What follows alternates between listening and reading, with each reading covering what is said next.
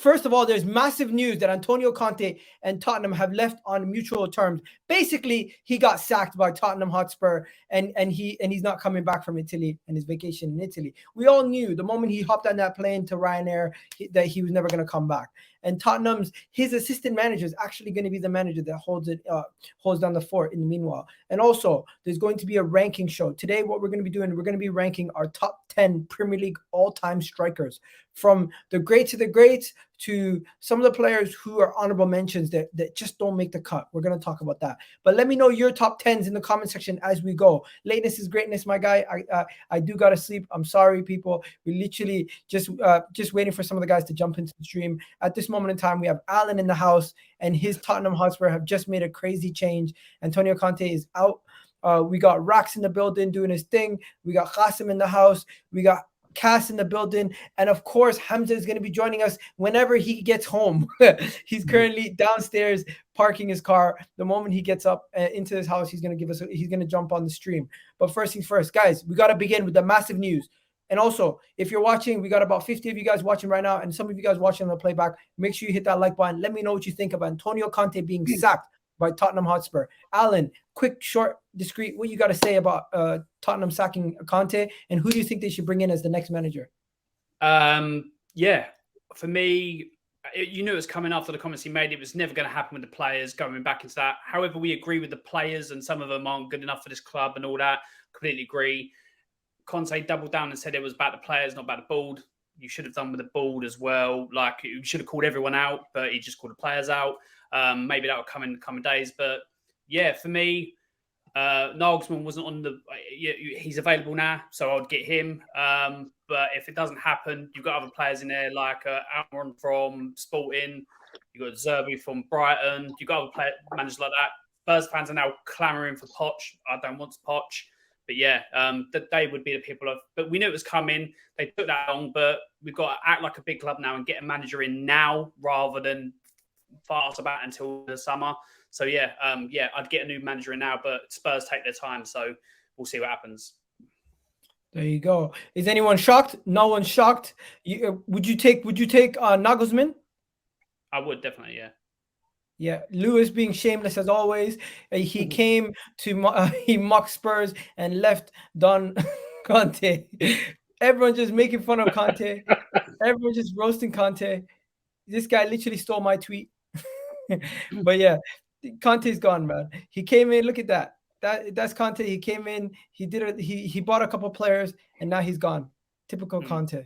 It is what it is. You guys didn't achieve anything under Conte. We knew it was never going to happen. And honestly, did anyone expect anything different from Conte before we get into the top 10 list? Did anyone expect anything different? Qasim, you had him at Chelsea. You know how he is, toxic as he is, as always. Let me know. What did you expect this, or are you not surprised? I'm not surprised. You know what Conte like, but to be fair, I also have to say happy birthday to the greatest manager in the Premier League. Let's go. Who's that? Who's the greatest? Mikel Arteta. Anyways. Yeah, Tot's birthday, not until for 2 weeks. No, yeah. Stop it, Alex. Stop it. No, I wasn't surprised. You know what Conte like. Yeah, I expect him to win a trophy, at least a trophy with Tottenham when he came first time round. But yeah, it's Conte for you, man. If he doesn't get what he wants, he's gonna just drop the bomb in it. That's all. Like, he's a bad boy. Hey, I'm not gonna lie to you guys. I don't really give a shit about Tottenham and Antonio Conte. It's just breaking news, so we gotta cover it. The reality is anybody really want to even talk about Conte? Because this has been old news. He should have been sacked a couple of days ago, let alone today. And the fact that they did it, I gotta give them credit. I thought they were gonna be cheap, and I thought they weren't gonna sack him. As Alan said, I thought they were going to keep him until the end of the season, and they actually got rid of him. If you guys get surely not after that statement, Egal. Surely, you know it's going to be gone after that statement. Yeah. And you know the good thing is, if they go and now get Nagelsmann, they have so many good choices. Tottenham, you could get so many good managers out there. Rax, do you have anything to say on this before we move? Not really. Not really a surprise that Conte's left, and it's also not really a surprise how he's left. We always knew it was going to be explosive. He's not a manager to mince his words, and if he's unhappy, he wears his heart on his sleeve. I don't think he conducted himself in the best way possible. But That's what happens when you recruit Conte. And I know people say he should have won a trophy or something. I mean, last season we were very good. He wasn't going to win the league. He obviously wasn't able to win the Carabao or the FA Cup. So it's a bit tricky for him to win any trophies in such a short space of time. Even though he's done it, but he's never had that kind of challenge that he's had at Spurs. Nothing surprising, to be honest. And People in the chat, let me know. People in the chat, let me know right now, before we do the top 10, who you think should be Tottenham's number one candidate for the managerial position. I personally think it should be Nagelsmann, but because he's young, exciting, could be their manager for a couple of years. If you go and get some of these other managers that are defensive minded, it's not that good. You should get someone attacking minded and has done it at the top level. Hamza, how you doing, bro? How you doing? You're on mute. What do you think about Tottenham sacking Antonio Conte? Who do you think they should bring in? Yeah, it's a tough one. Are there any managers out there? The problem is Tottenham are fighting for top 4 currently. Alan would agree, and that's the problem, that they can't. They have to get a manager now. If they were comfortably top 4, then I would have said wait until summer and Ancelotti is available. Ancelotti is available in the summer, and there's no one better than someone who's done it before at top level. Ancelotti's done it at AC Milan, Roma. He's done it at Chelsea, Real Madrid, Bayern Munich. He's managed at top level, so that is a manager that you need sometimes to stabilize the ship. But we had Conte, but the difference with Ancelotti and Conte is a very hot-headed person. You can see he's got typical hot-headed attitude, and he's what he is. Conte is different. Like, he's very smart, and I would have said wait for Conte, but the problem is you can't wait. Mason, can Mason hold it out? Is that Mason or the assistant coach who's got the managerial job now?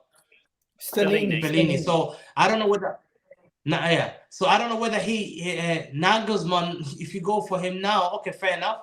He's got the German mentality experience, but if you had him and Conte, who do you take? There's no doubt about experience. Like, I know he's younger, he's got fresh mentality, but it's that respect that people get from Ancelotti. He's won the Champions League, he's done it at Real Madrid, he's done it at Bayern Munich, he's done it at all level. AC Milan, he was part of the great AC Milans in the 90s. He's one of the best players that we've seen, and as a manager, he's done it at top level. So I think Ancelotti would have been the ideal guide for me. Fair enough. Let's now move on and actually. All happening quickly, isn't it? That's business for you, man. Football is becoming now. See, like, bro, like everyone's hyping with your boys, Jay. Well, yeah, Nagelsmann's getting, like, the thing with me, right? Let me just talk briefly on this Spurs managerial thing, because I think this is, for Spurs, it's amazing because there's so many good managers here. It's like a buffet. It's like literally you're going through, you're like, oh, I don't know about that. Bring me another plate. So for me, right, I'm looking at it and I'm like, right, Nagelsmann, I've been slandering this guy all last year. I call him Nagels boy. That is my slander name for him. And because he comes in, he's a kid. He does kid shit. He's too smart for his own good. Yeah. Starts doing crazy concoctions. Yeah. Because he can. Yeah. And in the Bundesliga, all right, that can run. But when you start experimenting like a madman in the Premier League, yeah, you're not giving me the confidence that over a 38-game season, you're going to generate enough points consistently against teams that are very driven and systemized and processed. No matter what anybody tells me, that's my concern about him, right? So for me, I personally wouldn't go with him.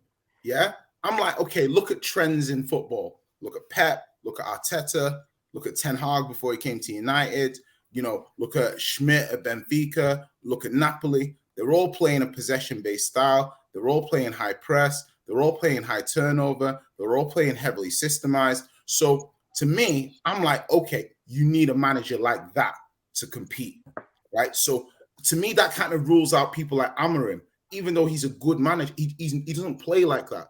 So if you're going to take that away, you then come to the choices of saying, right, someone's like Poch. I'm like, well, we haven't really seen a Poch team for like 3 or 4 years.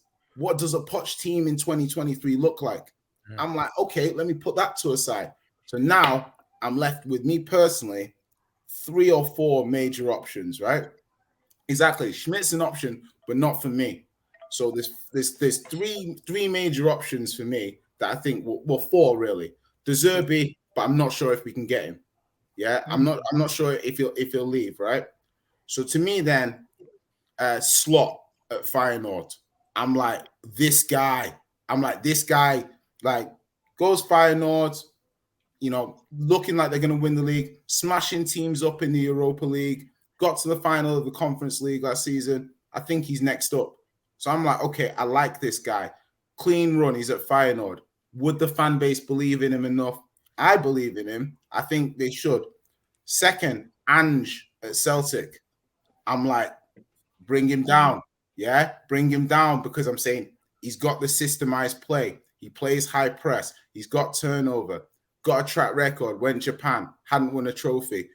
His team in 15 years, won a trophy. Came Celtic. Celtic just lost the league to Rangers. Turned them round. Made him a good team. Took Australia to the World Cup. Like, by all comments, he's a good leader. And I think actually that, my guy, I think that's what exactly Tottenham needs, because last few years, Mourinho gone in there, and I know you needed trophy and quick success, yeah.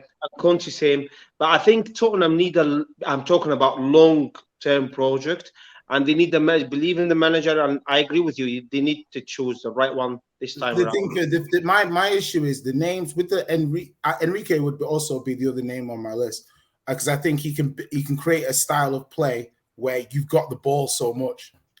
Let me tell you this. I just find it funny that that there was an article that said De Zerbi's Tottenham DNA.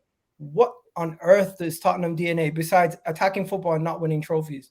Yeah, I mean, like, listen, you didn't need to go there. You're not wrong, but you didn't need to go there. Okay. I'm not gonna. I think we have enough videos to go through who should be Tottenham's manager. Let's now go straight into the